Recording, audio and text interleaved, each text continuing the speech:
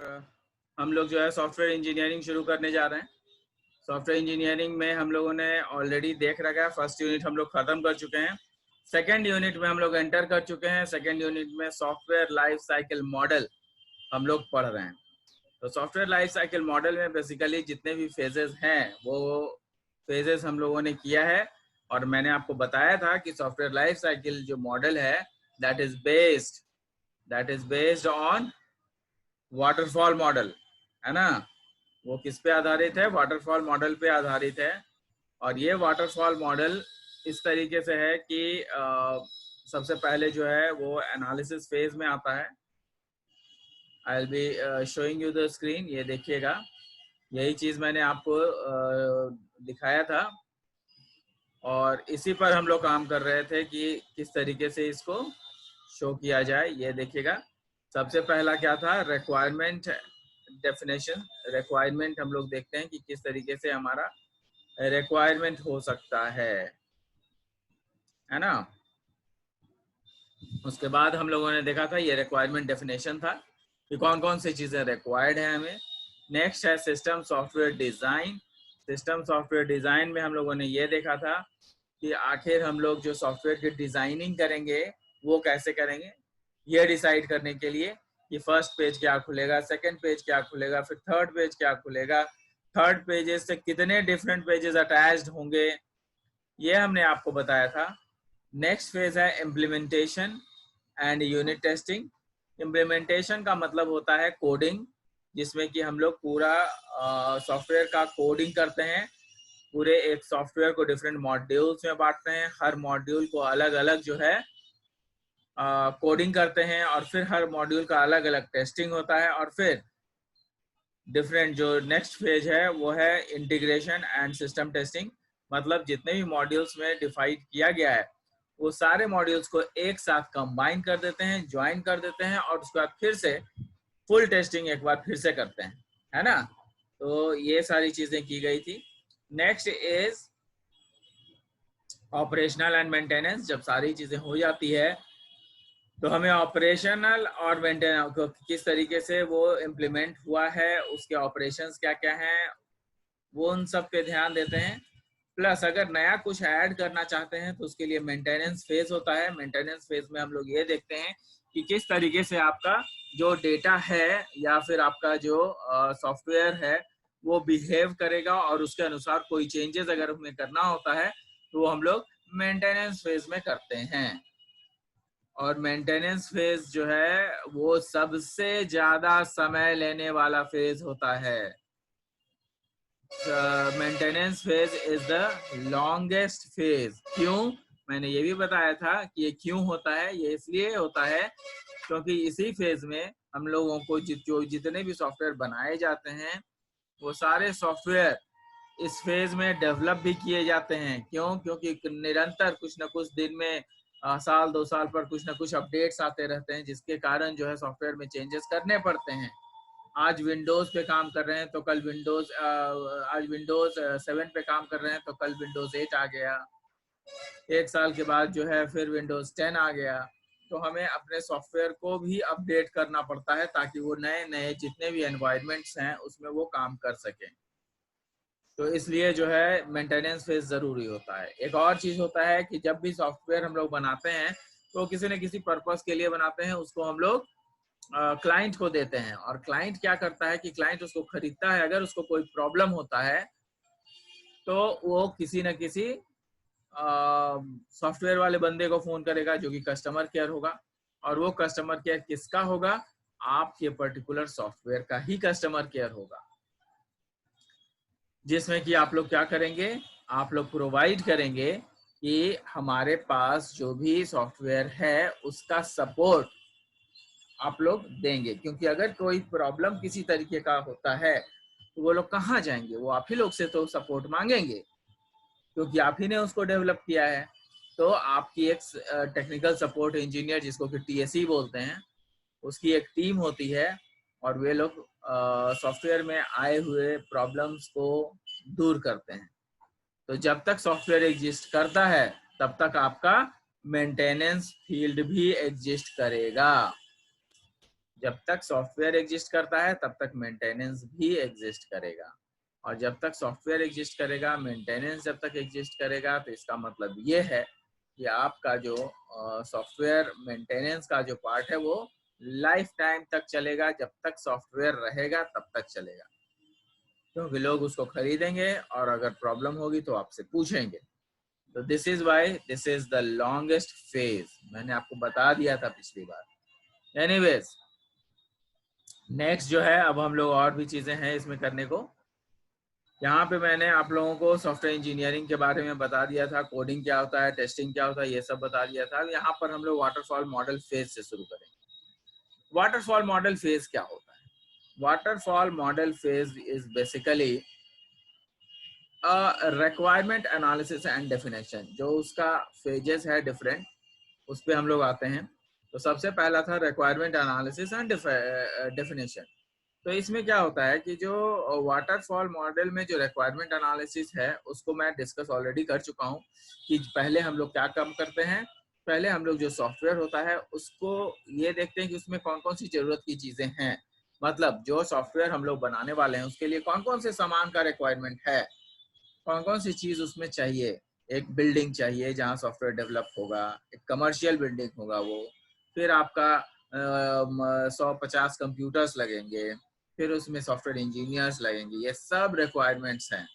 कितना टाइम लगेगा वो एस्टिमेशन होगा। फिर आपका बहुत सारा काम, जितना भी काम है इसमें वो सारा काम जो है आपका रिक्वायरमेंट पर डिपेंड करेगा कि क्या रिक्वायरमेंट है, और उस रिक्वायरमेंट के जरिए हम लोग क्या करते हैं कि हम लोग उस पर्टिकुलर सॉफ्टवेयर का एस्टिमेशन टाइम निकालते हैं कि ये चीज़ रिक्वायर्ड है, फिर कितना दिन उसको जो है डेवलप करने में लगेगा। जैसे सॉफ्टवेयर एंड सिस्टम डिजाइन है तो फिर डिजाइनिंग में कुछ दिन लगेगा, पूरे मॉड्यूल्स को डिवाइड करने में टाइम लगेगा, तभी उसकी कोडिंग की जाएगी, फिर उसकी यूनिट टेस्टिंग की जाएगी। अलग अलग मॉड्यूल के अलग अलग टेस्टिंग को यूनिट टेस्टिंग कहते हैं।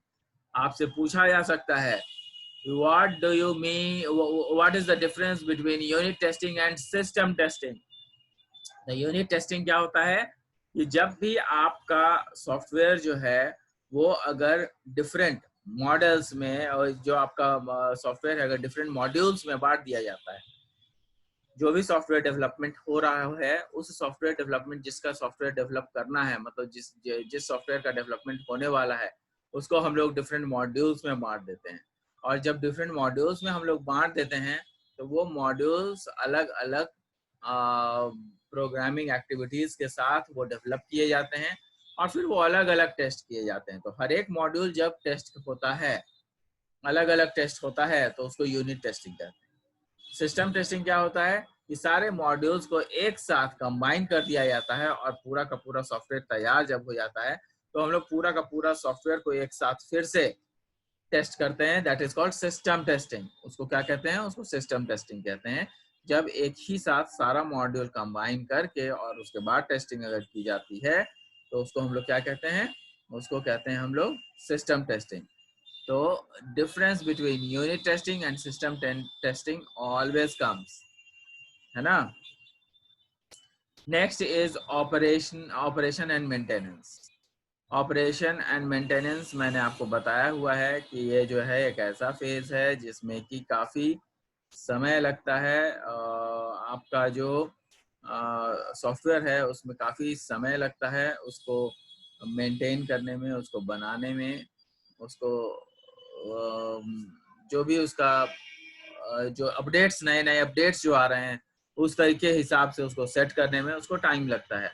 नए नए जितने भी एनवायरनमेंट्स क्रिएट हो रहे हैं उस एनवायरनमेंट पे उसको चलाने के लिए जो समय लगता है वो बहुत अनंत समय है। जब तक कि सॉफ्टवेयर ये रहता है, जब तक सॉफ्टवेयर एग्जिस्ट करता है तब तक ये पूरा का पूरा समय लगता है, जिसको कि हम लोग ऑपरेशन एंड मेंटेनेंस में रखते हैं। अब यहाँ पे देखिएगा कि वाटरफॉल के कुछ ड्रॉबैक्स भी हैं। ना वाटरफॉल के क्या ड्रॉबैक्स हैं? वाटरफॉल के जो ड्रॉबैक्स हैं, वाटरफॉल के जो ड्रॉबैक्स हैं वो हम लोगों को देखना होगा। वाटरफॉल में कुछ ड्रॉबैक्स हैं और ये ड्रॉबैक्स क्या हैं सो देखिएगा। यहाँ पे लिखा गया है कि the main drawback of the waterfall model is difficulty of accommodation change after the process is underway. समझने की कोशिश कीजिएगा। कहता है कि आपका जो वाटरफॉल मॉडल है वो किस तरीके से जो है उसमें ड्रॉबैक्स हैं और ये ड्रॉबैक्स जो है वो कब होता है, जब आपका जो सॉफ्टवेयर है वो अकोमोडेट नहीं कर पाता है किसी चेंज को। कहने का मतलब कि आपने चेंजेस किए तो किए, नए नए चीज, नए नए सॉफ्टवेयर, नए नए विंडोज आ गए, कहीं एक बार ऐसा होगा जो आपका सॉफ्टवेयर काफी पुराना हो जाएगा और जो नए टेक्नोलॉजीज हैं उसके रूप पे वो आधारित नहीं हो पाएगा। मतलब कि चूंकि सॉफ्टवेयर आपने 10 साल पहले बनाया है, 15 साल पहले बनाया है, तो आज की टेक्नोलॉजी थोड़ी एडवांस्ड हो गई है, तो उस सॉफ्टवेयर को आपको रीबिल्ड करना पड़ेगा फिर से। वो इस तरीके से नहीं बनेगा कि भाई आपने कह दिया और बन गया, ऐसा नहीं होता। सॉफ्टवेयर में ये ड्रॉबैक है, वाटरफॉल मॉडल का ये ड्रॉबैक है कि भाई अगर आपका सॉफ्टवेयर बन पाया, मतलब कंपैटिबिलिटी कंपैटिबल हो पाया नए विंडोज के लिए, तब तो इट्स वेरी गुड। लेकिन अगर बाय चांस नहीं हो पाया तब क्या करेंगे? अगर बाय चांस नहीं हो पाया तब हम लोग उसमें कोई कुछ नहीं कर सकते हैं। हम लोगों को वो सॉफ्टवेयर फिर से दोबारा रिबिल्ड करना पड़ेगा और नए सॉफ्टवेयर टेक्नोलॉजी पे उसको बनाना पड़ेगा। तो वही कहता है, difficulty to accommodating change after process is under way, one phase has to complete before moving to the next phase. इसमें एक और भी चीज है कि जो आपका वाटरफॉल मॉडल है उसमें ऐसा नहीं है कि आप एक साथ सारे के सारे फेजेस पे काम करना शुरू कर सकते हो, ऐसा नहीं होगा। हर एक फेज जो है एक दूसरे के ऊपर डिपेंडेंट है। जब तक पहला कंप्लीट नहीं होगा तब तक हम लोग दूसरे में नहीं जा सकते। हम लोग दूसरे फेज में या दूसरे फेज से तीसरे फेज में हम लोग नहीं जा सकते, है ना।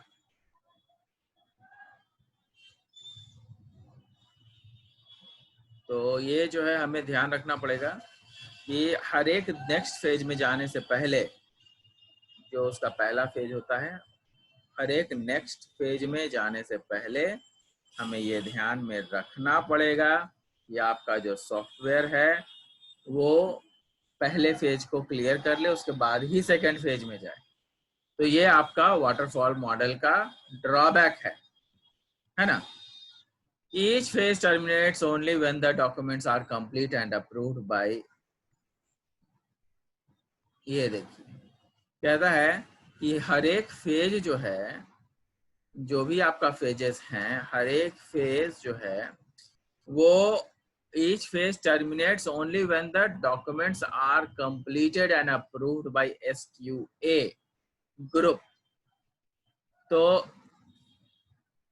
यहाँ पे हर एक फेज जो है टर्मिनेट किया जाता है और हर एक फेज का कंप्लीटली अप्रूवल लिया जाता है SQA से। Now what is SQA? तो ये होता है सॉफ्टवेयर क्वालिटी एश्योरेंस ग्रुप। इसको क्या बोलते हैं? Software quality assurance group.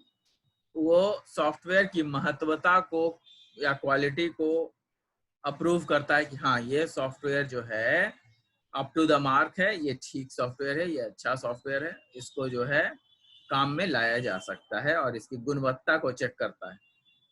जो सॉफ्टवेयर क्वालिटी एश्योरेंस ग्रुप होता है उससे हम लोगों को अपना डॉक्यूमेंट को वेरीफाई कराना पड़ता है, अप्रूव कराना पड़ता है। Maintenance begins when the client reports an error. देखिए यहाँ पे क्या है, मेंटेनेंस बिगिंस। मेंटेनेंस कब शुरू होता है? मेंटेनेंस तब शुरू होता है जब हमारा क्लाइंट, जो हमारा सॉफ्टवेयर जिसके लिए हमने बनाया है, जब हमारा क्लाइंट हमें रिपोर्ट कर देता है कि कुछ एरर है जो कि गलत है, कुछ एरर ऐसे आ गए हैं जो कि हम लोग नहीं कर पा रहे हैं, कुछ दिक्कतें हैं,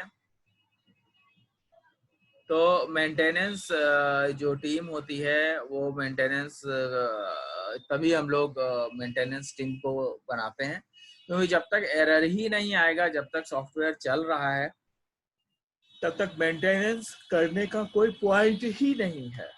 मेंटेन क्या कीजिएगा जब तक सॉफ्टवेयर बनेगा नहीं, जब तक सॉफ्टवेयर यूज में नहीं आएगा, जब तक कोई एरर नहीं आएगा, तो आप उसको मेंटेन नहीं कर सकते हैं। लेकिन हाँ, मेंटेनेंस के लिए पहले से हम लोग को तैयार रहना होगा कि अगर हमने सॉफ्टवेयर बनाया है तो उसको हम लोग मेंटेन भी करेंगे। It could also begin due to change in requirements after the client has accepted the product. ये एक और भी चीज हो सकता है कि ये जो आपका मेंटेनेंस फेज है, आपने सॉफ्टवेयर डिलीवर कर दिया और उसके बाद क्लाइंट कहे नहीं नहीं इसमें एक और दो चीज चेंज कर दो, तो उस समय भी मेंटेनेंस टीम बन सकती है। तो ये आपके जो वाटरफॉल मॉडल हैं उसके जो है कई सारे पॉजिटिव पॉइंट्स हैं, ये कैरेक्टरिस्टिक्स हैं, इसके ड्रॉबैक्स भी हैं कुछ ऐसे, और उसके बाद ये कैरेक्टरिस्टिक्स भी है। अब आप देखिएगा कि जो आपका वाटरफॉल मॉडल है उसके कुछ एडवांटेजेस हैं। अब यहाँ पे एडवांटेजेस मैंने दिया हुआ है। एडवांटेजेस में देखिएगा कि दिया हुआ है कि waterfall model advantages, disciplined approach. ये डिसिप्लिन्ड अप्रोच क्यों? क्योंकि हम लोग फेज बाय फेज काम करते हैं, पहला फेज, फिर दूसरा फेज, फिर तीसरा फेज, इस तरीके से हम लोग काम करते हैं। तो उससे होता क्या है कि जो आपका फेज बाय फेज काम होता है उसमें हमेशा जो है ये ध्यान में रखा जाता है, अच्छा पहला फेज जब कंप्लीट ही नहीं हुआ है तो सेकंड फेज कैसे स्टार्ट किया जाए। तो एक डिसिप्लिन हम लोग उसको मानते हैं। डिसिप्लिन में हम लोग देखते हैं कि एक अच्छा डिसिप्लिन है जिसमें कि हर एक पहला दूसरा सॉफ्टवेयर जो है उससे पहले वाले सॉफ्टवेयर का आदर करता है, इसीलिए इसको डिसिप्लिन्ड अप्रोच बोलते हैं। Careful checking by the software quality assurance group, मैंने अभी बताया था कि हमेशा जो है ये सॉफ्टवेयर एसक्यूए टीम से जो है ये हमेशा चेक किया जाता है। तो उससे क्या होता है कि आपका ये एडवांटेज हो जाता है कि ये जो पर्टिकुलर सॉफ्टवेयर है वो टेस्टेड सॉफ्टवेयर है, एश्योर्ड सॉफ्टवेयर है, कहीं कोई गलत रिपोर्ट नहीं देगा, वैसा वाला। नेक्स्ट है टेस्टिंग इन ईच फेज। फिर ये भी होता है कि हर फेज में, एक फेज से जब दूसरे फेज में जब भी जाते हैं तो हर एक फेज में फिर से टेस्टिंग होती है। जैसे कि आप कहिएगा कि सर कोडिंग जब हो जाएगा उसके बाद ना टेस्टिंग होगा, नहीं। मान लिया कि आपने बनाया रिक्वायरमेंट्स एनालिसिस की, रिक्वायरमेंट्स एनालिसिस कर लिया तो उसके बाद फिर उसको चेक किया जाएगा कि क्या हमने जो रिक्वायरमेंट एनालिसिस दी है वो सही है। अगर रिक्वायरमेंट एनालिसिस हमने सही किया है तो इसका मतलब है कि हम लोग नेक्स्ट फेज में मूव कर सकते हैं। नेक्स्ट फेज जो है वो क्या है? सॉफ्टवेयर डिजाइनिंग का फेज। तो सॉफ्टवेयर हम लोगों ने डिजाइन किया है, मतलब पेपर और पेन पे जो है हम लोग डिजाइन करते हैं कि सॉफ्टवेयर को इसी तरीके से बनाना है, तो उसी तरीके से सॉफ्टवेयर को बनाते हैं।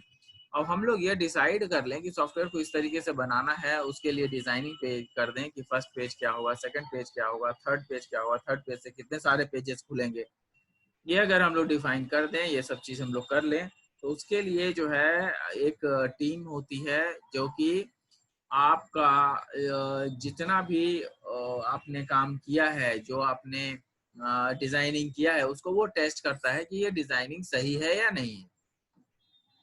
तो ये डिजाइनिंग बहुत ही इंपॉर्टेंट चीज है, इसलिए इसमें भी टेस्टिंग होती है। फिर आपका जो है कोडिंग होता है। तो कोडिंग जब भी जो कोडर होते हैं, मतलब जो कि सॉफ्टवेयर इंजीनियर्स होते हैं, जो डेवलपर्स होते हैं, वो कोडिंग करते हैं और कोडिंग करने के बाद जो है उसको टेस्ट, अपने आप भी टेस्ट पहले कर लेते हैं कि भैया जो हमने प्रोजेक्ट बनाया है वो सही है कि नहीं। उसके बाद जो है फिर वो टेस्टिंग टीम अलग से आती है और वो टेस्ट करती है। तो हर एक फेज में हम लोग देख रहे हैं। फिर मेंटेनेंस होता है, फिर मेंटेनेंस में भी टेस्टिंग होती है। तो हर एक फेज में हम लोग देख रहे हैं कि वो हर एक फेज क्या है, हर एक फेज जो है वो आपको चेक करता है कि whether the particular software is working nicely और not. Each and every phases has its own merits. तो हर एक फेजेस जो हैं उसमें जो जितने भी फेज हैं सब में ये चेक होता है कि आपका जो फेज है वो सही से काम कर रहा है या नहीं कर रहा है। तो this is all about waterfall model advantages. एक टेस्टिंग हमेशा जो है ईच फेज में होता है। Next is documentation available in the end of each phase. हर एक फेज में डॉक्यूमेंटेशन होता है। हर एक फेज में डॉक्यूमेंटेशन मतलब अगर रिक्वायरमेंट्स एनालिसिस पूरी ढंग से बन गई है तो उसका हम लोग क्या करते हैं, उसका एक डॉक्यूमेंट बना लेते हैं, उसका एक फाइल बनाते हैं, उस फाइल में सारे पेपर्स वगैरह मौजूद होते हैं, क्लाइंट से सिग्नेचर करवाते हैं, फिर अपना जो है खुद का जो कंपनी है के जो अथॉरिटीज हैं वो साइन करते हैं और तब जा करके जो है दोनों के बीच में डील होती है। तो ये जो है हर एक फेज में होता है। रिक्वायरमेंट में हो गया, तब उसके बाद फिर चेंजेस जो भी होंगे वो बताएगा हमारा क्लाइंट, उसके अनुसार हम लोग चेंजेस करेंगे, फिर उसके बाद उस पर साइन कर देंगे। फिर उसका नेक्स्ट काम क्या होगा, नेक्स्ट काम होगा आपका डेवलपमेंट का। तो डेवलपमेंट में भी क्या करेंगे हम लोग, डेवलपमेंट में भी जितने भी सॉफ्टवेयर हैं वो डेवलप किए जा रहे हैं अगर, तो उसको जो है हम लोग ये देखेंगे कि अच्छा ये डेवलप किया जा रहा है तो इसको क्यों ना ये सही से किया जा रहा है कि नहीं किया जा रहा है, उसकी डिजाइनिंग सही से हुई है कि नहीं हुई है। अगर डिजाइनिंग सही से नहीं हुई है तो फिर क्लाइंट जो है कहेगा कि चेंजेस कीजिए इसमें, जब फिर से चेंजेस हो जाएगा तो उसके बाद फिर से जो है क्लाइंट का उसमें सिग्नेचर होगा। क्यों हर फेज में हम लोग ऐसा करते हैं, क्योंकि बेसिकली जो सॉफ्टवेयर वो क्लाइंट के लिए बना रहे होते हैं और क्लाइंट बाद में अगर मुकर गया, अरे नहीं हम तो आपको ऐसे बोले थे करने को, नहीं वैसे भी बोले थे करने को, तो आप क्या जवाब दीजिएगा। इसलिए जो है each and every phase we have to find out what are the difficulties coming up, और कौन कौन से चीजों को जो है हम लोग देख लेंगे कि डॉक्यूमेंटेशन सब में सारे फेज में है कि नहीं, है ना।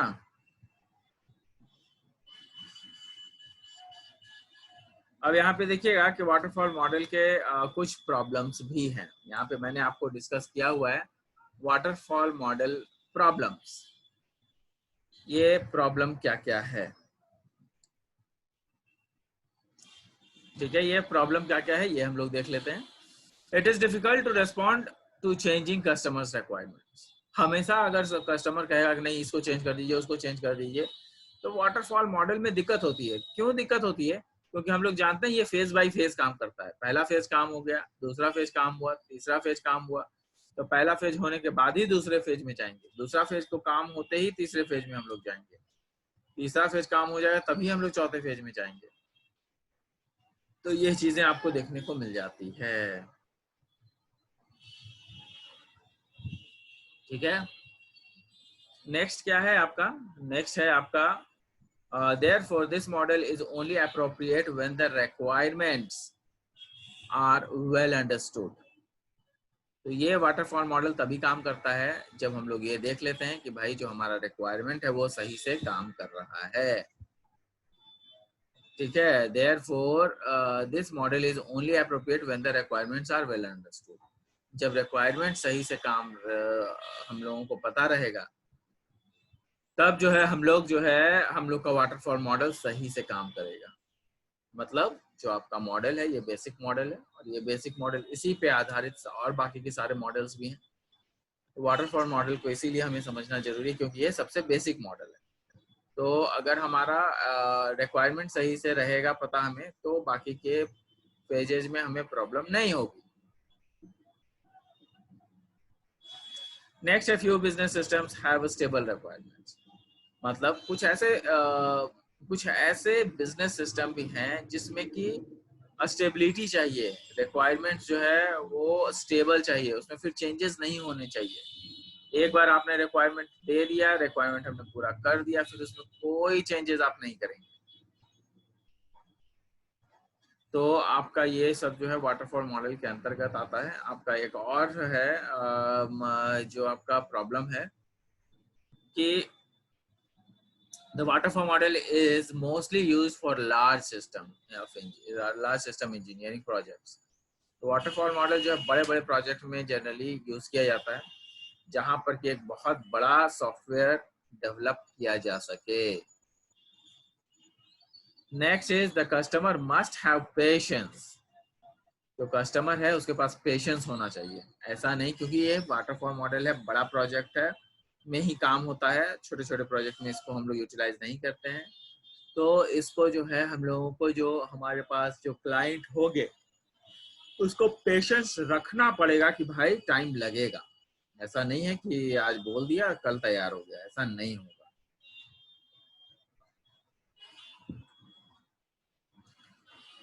कई बार ऐसा भी होता है कि जो जिस पर हम लोगों ने काम किया है, जो प्रोग्राम पे हम लोगों ने काम किया है, वो कई बार अनअवेलेबल हो जाए। अनअवेलेबल हो जाए मतलब कि कई बार क्या होता है कि हाथ में अगर मान लिया प्रॉब्लम हो गया या कुछ ऐसा हो गया, कुछ हमारे पास हैंड्स नहीं है, मतलब हमारे पास जो कंपनी के कुछ लोग हैं वो छुट्टी पे चले गए या कुछ ऐसा प्रॉब्लम आया,